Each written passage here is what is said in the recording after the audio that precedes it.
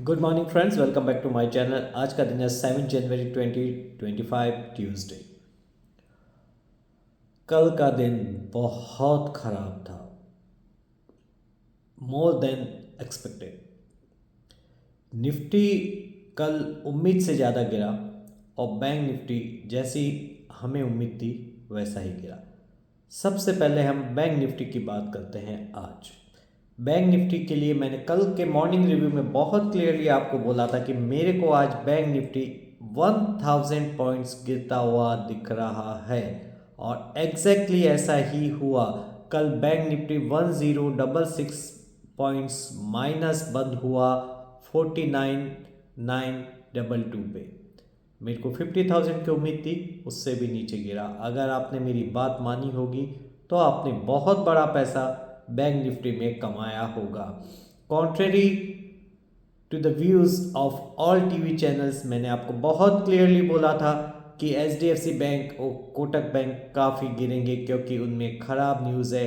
अगर कोटक बैंक में तो दो सीनियर मैनेजमेंट का रेजिग्नेशन आया और एचडीएफसी बैंक का ये स्टेटमेंट था कि हमारी डिपॉजिट ग्रोथ हुई है लेकिन लोन ग्रोथ नहीं हुई है। इसका सीधा सीधा मतलब है कि इसका इम्पैक्ट रिजल्ट में दिखाई देगा क्योंकि इससे कॉस्ट ऑफ फंडिंग बढ़ेगी। कॉस्ट ऑफ फंडिंग बढ़ने से उनका प्रॉफिटेबिलिटी कम होगी और मार्जिन जो परसेंटेज प्रॉफिट्स के हैं वो भी काफ़ी कम होंगे। इसी वजह से मैंने आपको बोला था कि बैंक निफ्टी में काफ़ी गिरावट आ सकती है। इसमें और बड़ा इनपुट दिया पीएसयू बैंक्स ने, जो 3% से लेकर 7% 8% तक गिरे। पीएसयू बैंक्स भी कल काफ़ी गिरे। ये क्या इंडिकेट करते हैं और क्या नहीं इंडिकेट करते हैं, आप खुद समझदार हैं, आप समझ सकते हैं। मैंने मार्च 2025 में आपको बैंक निफ्टी का टारगेट 45,000 दिया है। मुझे ऐसा लगता है 45,000 अचीव हो जाएगा और हम बैंक निफ्टी में रेंज का जो रेंज रहेगा आने वाले कुछ समय में वो 40,000 से 50,000 रहेगा और अगर थोड़ा सा कंजर्वेटिव हो जाए तो 40 to 45,000 रहेगा। तो एक बार बैंक निफ्टी को 45,000 टच होने दीजिए, उसके बाद में उसका अगला लेवल 40,000 है। भरोसा कीजिए, जो मैं बोल रहा हूँ मैं ठीक बोल रहा हूँ। निफ्टी निफ्टी की बात करते हैं।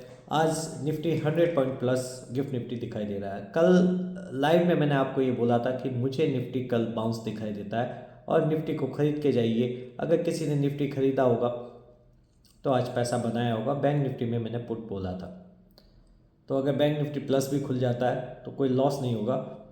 मुझे ऐसा नहीं लगता कि बैंक निफ्टी कोई खास प्लस खुलेगा। निफ्टी थोड़ा 100 पॉइंट प्लस दिखाई दे रहा है। तो आज जो बैंक निफ्टी है वो 23745 के आसपास खुल सकता है और मैक्सिमम टू मैक्सिमम अगर किसी भी वजह से कोई बुरी न्यूज़ नहीं आती है और मैक्सिमम मैं आपको बता रहा हूँ 23855 की तरफ जा सकता है और नीचे की तरफ 23,500 की तरफ निफ्टी जा सकता है।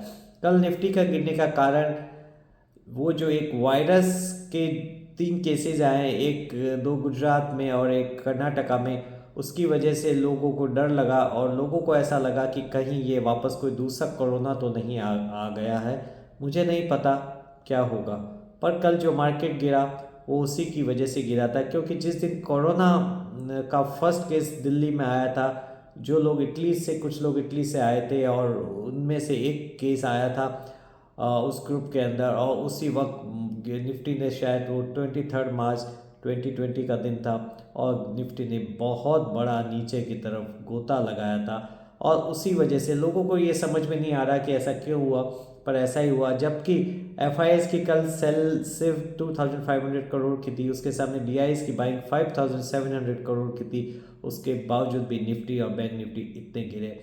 मैं आपको बार बार बोल रहा हूँ कि ना तो एफआईएस की बाइंग और सेलिंग से कुछ होता है, ना डीआईएस की बाइंग सेलिंग से कुछ होता है। मार्केट का जो ट्रेंड है, मार्केट उसी हिसाब से काम करता है। मेरा मार्केट का मेरा जो निफ्टी का टारगेट है 23,250 है, वहाँ से वो एक बजट रैली जरूर देगा और वो कहाँ से बजट रैली देगा वो मुझे नहीं पता, पर बजट में बिफोर बजट प्री बजट एक रैली जरूर मुझे एक्सपेक्ट लगती है और वो कम से कम 1,000 to 1,500 पॉइंट्स हो सकती है और 15 जनवरी से 30 जनवरी के बीच में एक प्री बजट रैली जरूर आएगी। स्टॉक्स के बारे में हम बात करें तो मैं सिर्फ इन्फोसिस के बारे में बात करूंगा। That is the only stock to be bought as of now. Infosys 2000 rupees cross करेगा। इन्फोसिस के रिजल्ट्स मुझे एग्जैक्टली पता नहीं कब आएंगे, लेकिन 10 जनवरी से 20 जनवरी के बीच में आएंगे, शायद 16-17 जनवरी के उसके रिजल्ट आने चाहिए। उसके पहले इन्फोसिस एक बहुत अच्छी रैली करेगा। 1973 ऑलरेडी उसने हाई बनाया कल, और वापस बंद हुआ, फ्लैट बंद हुआ 1939 पे। इन्फोसिस में एक बहुत बड़ी रैली मुझे दिखाई देती है। ल्यूपिन मुझे अच्छा लग रहा है। फार्मा सेक्टर्स मुझे अच्छे लग रहे हैं। फार्मा सेक्टर में आप मैनकाइंड फार्मा लीजिए, ल्यूपिन लीजिए, डॉक्टर रेड्डी लीजिए, ये आपको अच्छा पैसा बना के देंगे, चाहे अच्छे दिन हो चाहे बुरे दिन हो। लेकिन फार्मास्यूटिकल कंपनी आने वाले समय में सेक्टर ऑफ द डिकेड हो सकता है मेरे हिसाब से, और IT sector of the decade हो सकता है, तो इनके अंदर बाई कीजिए। डिक्सन कल काफ़ी माइनस बंद हुआ, 18,024 पे बंद हुआ, जो one of my favourite stocks. लेकिन ना मैं आज उसमें बाई का सलाह दूंगा ना सेल का सलाह दूंगा, क्योंकि बाई में मुझे डर लग रहा है, और सेल में उस पर फ़िलहाल करना नहीं चाहता हूँ, क्योंकि 18,000 के ऊपर वो बंद हुआ है। बाकी कल ओवरऑल सभी जगह मंदी का माहौल रहा है, और मैंने सभी लोगों से कॉन्ट्रेरी व्यूज़ आपके दिए थे। HDFC बैंक के लिए मैंने बहुत क्लियरली बोला था, जबकि CNBC आवाज़ में ये बोला गया था कि HDFC बैंक में जो बैड न्यूज़ है वो फैक्टर्ड इन है और HDFC बैंक बाउंस करना चाहिए, पर ऐसा नहीं हुआ। और मैंने आपको बहुत क्लियरली बोला था कि HDFC बैंक आज टूट सकता है, कोटक बैंक टूट सकता है। ये बने ही बैंक निफ्टी को चलाने के लिए, इनके पास कोई सीरियसली कोई काम नहीं है, लोगों को बेवकूफ़ बनाने के अलावा कुछ होता नहीं है। ना तो टीवी चैनल्स पे आप बात कर लीजिए, किसी पे बात कर लीजिए, तो सब कुछ ऐसा ही है।